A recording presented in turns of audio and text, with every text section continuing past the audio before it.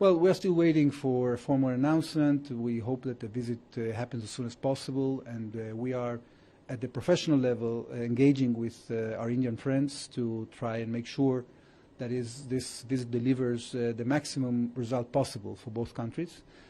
We are talking about, upgrading our defense industry cooperation.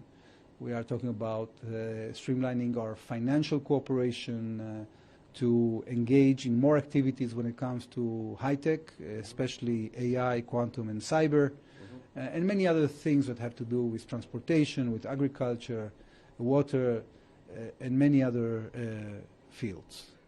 Well, at this point, what we are doing is trying to concentrate in studying more deeply what Israel can do in terms of preparing infrastructure in Israel itself. We have been developing our ports pretty extensively in the last few years and invited foreign investors, including, of course, Adani Group that owns one of the ports in Israel, in Haifa. But when it comes to the eastern border of Israel, there is much work to do in order to increase capacity so we can cope with merchandise that would be coming from the east towards Israel. And this merchandise can come from India, from Arab countries, from other places. There's much work that is needed to do. And also there's much coordination that we can have with our neighbors in that regard. And I hope that as a result of the fact that this is a common interest, we will see more activity in the coming years. Look, we have signed the TOR for the free trade agreement during the visit of Minister Piyush Goyal. At the end of February, actually 2 weeks from now, we are planned to have a round of negotiations. A delegation from Israel will come to India to engage. I think we are thinking of having this in 2 stages, to first concentrate in the sort of low-hanging fruit and then go to the tougher issues.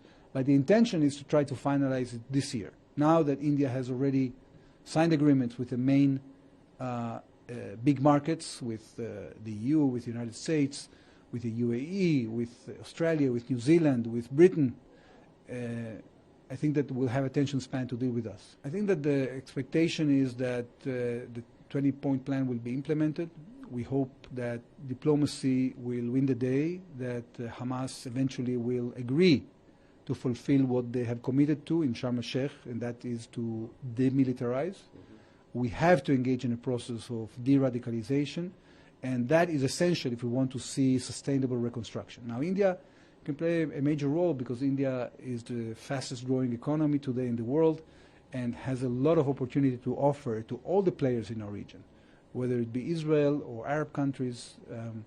As much as we have stability as a result of the implementation of the plan, that will increase the chances that India will have a bigger role in the development of our region. I think that the general interest of Israel that was represented by our Prime Minister is to make sure that all the elements in the plan that the theocratic radical regime in Iran had to exterminate the state of Israel, that all the elements of that plan are neutralized. The military nuclear program, the ballistic missile program, and the assistance of Iran to their proxies. Now, of course, that we prefer that all this is sorted out by diplomatic means, but I think that the United States is building military capabilities in order to make clear to the Iranians that they should take the world seriously, because they have been for decades trying to stall, play for time, deceive the world by cheating the NPT and the agreements that they are supposed to adhere to. And enough is enough. Now they have to deliver on the commitments that they put there before, but also they have to prove that they are going to depart from the destructive policies of the past that have been destabilizing the entire region and also putting an existential threat on our country.